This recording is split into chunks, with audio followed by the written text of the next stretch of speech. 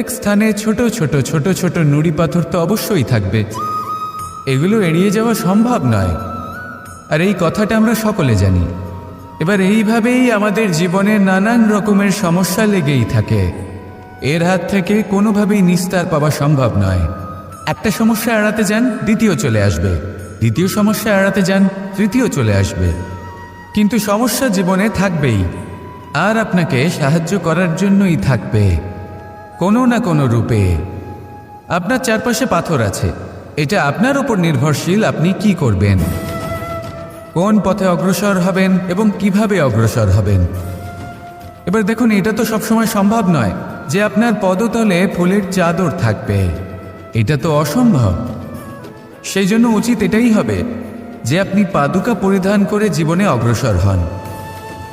এর সারমর্ম এটাই, যখনই জীবনে সমস্যা আসবে দৃঢ় হয়ে সম্মুখীন হন।